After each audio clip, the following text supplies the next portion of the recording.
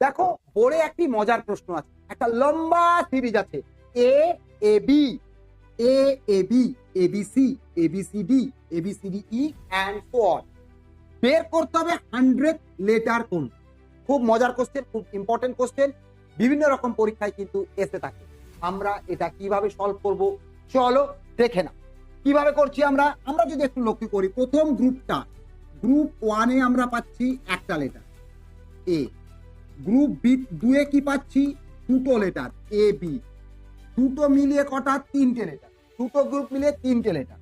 আচ্ছা গ্রুপ 3 এ কত পাবো তিনটে লেটার এ বি সি, এটা মিলে টোটাল কটা ছটা লেটার।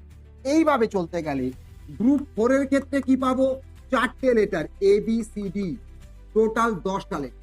আচ্ছা 4 নম্বর গ্রুপের পরে টোটাল কতগুলো লেটার, এটা একটা ফর্মুলা দিয়ে বের করতে পারি। কেন 1 2 3 4 n সংখ্যক স্বাভাবিক সংখ্যার যোগফল, তার মানে n ইন্টু n প্লাস 1/2, তার মানে 4 ইন্টু 5 বাই 2 ইকুয়াল টু 10। আশা করি এই সূত্রটা তোমাদের মনে পড়ে গেছে। তাহলে এইবারে দেখো এইভাবে চলতে চলতে আমাকে 100 গ্রুপে যেতে হবে, 100 লেটারে। তাহলে এইরকম চলতে চলতে আমরা কি পাবো, এই 100 এমন একটা সংখ্যা, সেটা কত নম্বর গ্রুপে আছে আমাদেরকে বের করতে হবে। আমরা যদি এইভাবে ক্যালকুলেট করতে থাকি আমরা পেয়ে যাব, দেখো তো 13 নম্বর গ্রুপে পাবো 13 ইন্টু 14/2, টোটাল 91 লেটার।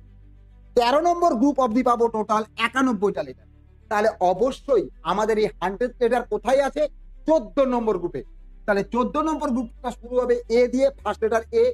আমার 100 লেটার মানে 100 minus 91 equal to 9th letter of 14th group.